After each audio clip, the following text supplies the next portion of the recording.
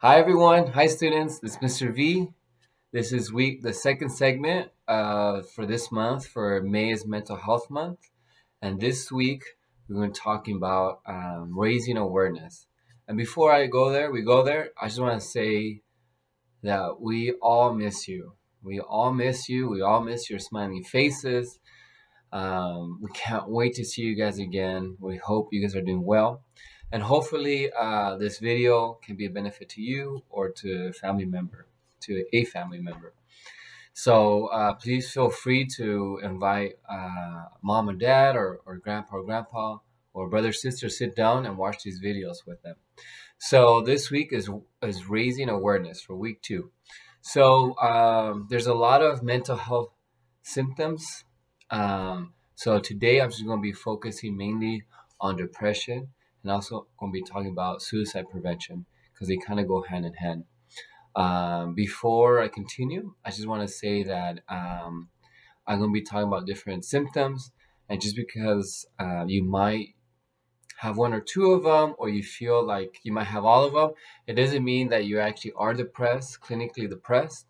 Um, because we all go through different phases in life, and even throughout the day, we have some lows and highs. Um, but this is more to bring more awareness. I'm gonna be talking about the symptoms. So if you feel that these symptoms are impairing, that's the word that we use. Impairing means that they're getting in the way of your life. So they're getting in the way of having a normal life, interacting with others, doing your schoolwork, doing your chores at home, interacting with your friends and your family members. So if you feel like these symptoms are getting in the way of your life, then that might be a sign or an indicator to seek help. So let's go right into it. So I'm gonna be talking about some symptoms that people feel when they're depressed. And so one symptom is that people who are depressed tend to sleep more or less. So they're sleeping a ton all the time, or they're just sleeping a few hours. People feel hopeless or empty inside, just like an empty feeling. Um, Another indicator that one might be depressed or feeling depressed is that they're doing things that they like. So people have things that they like, right? But let's say all of a sudden they don't like it anymore. So someone loves video games and they like to play video games every day or every weekend, and then all of a sudden it's just like, I don't like video games anymore. It's just I don't I don't find joy in it. So that can be another indicator of depression. Another one is when someone has low self-esteem or low self-worth. That means that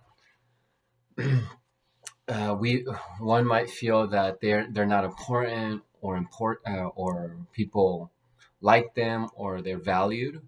So people might feel that they're just there and no one cares about them. Another indicator is if people um, gain a lot of weight or lose a lot of weight very quickly. So that means that they might not eating healthy, and they might be eating too much to compensate their feelings, or they might be eating too little to compensate for the feelings. So that's another indicator of depression.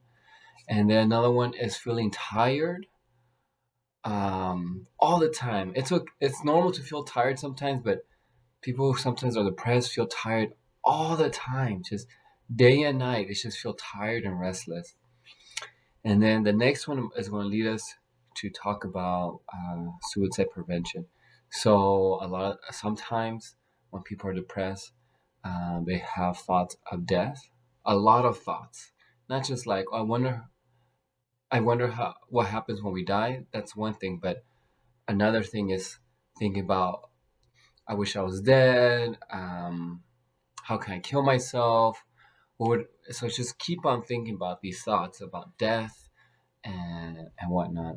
So so if someone has depression, severe depression, and if it doesn't get help, if they don't get the help that they need or that she needs, sometimes that might lead to someone to think about more about suicide. So I want to talk about some more signs of suicide prevention, so that way you can identify in yourself if you need help or if you have a family member that needs help. And so the symptoms for, from someone that is thinking about suicide, a lot of their symptoms are similar to the ones that we just talked about, depression. So, but sometimes they're more intense. So if they're sad, they're super sad. If they don't want to be around people, they super isolate themselves. So that means that they do everything they can to be away from people.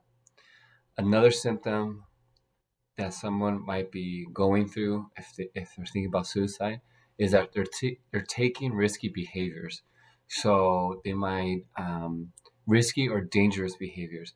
So they might do things that they don't care about the consequences. So they might drive recklessly. They might start using drugs or drink more alcohol because they don't care what happens. And another indicator that someone might be thinking about suicide is a quick change in someone's personality. So let's say someone's always happy and helpful, and all of a sudden they're just like mean and cold all the time, and that might be an indicator that something's going on. And then another indicator is when someone seeks out, like either like online ways to hurt themselves or take their own lives. Um, and then another indicator is when someone feels like they don't have a reason to live. And so when you stack up all those symptoms, then that the person really needs help. Um, and the reason I'm talking about this is because we're all human beings, and I mentioned this before, and any of us can go through symptoms of depression, or any of us can be in a position where we're thinking about suicide. So it's really important to identify when things are not okay and identify the signs and the symptoms so that we can seek help or your family member can seek help, so that way we can be healthier. We're going to make sure to put some resources for you guys. We're going to have the National Suicide Prevention Line that's 24/7. We're also going to provide a number that you can text, that you can talk to a trained professional. We're also going to put the resource for Care Solace. I know we talked about Care Solace, and the district has partnered up with Care Solace so that they'll help you find a therapist here locally in the community.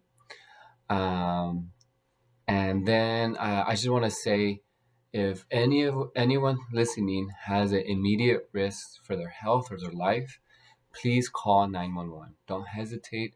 Please call 911 if you feel that your life's in danger or that something bad is going to happen really soon to your life or someone else's life. And then again, my door's always open. Feel free to email me with any questions that we talked about today, about symptoms of depression and suicide prevention, or symptoms about any other mental health illness, anxiety, bipolar, eating disorder. So feel free to text me or email me. Sorry about that. Email me any questions that you might have. And I hope you guys have a great day and a great week. And I'm looking forward to talk about next week. Next week will be week 3, our third segment, and I'll be titled Breaking the Stigma of Mental Health. Thank you, and we'll see you guys soon. Bye.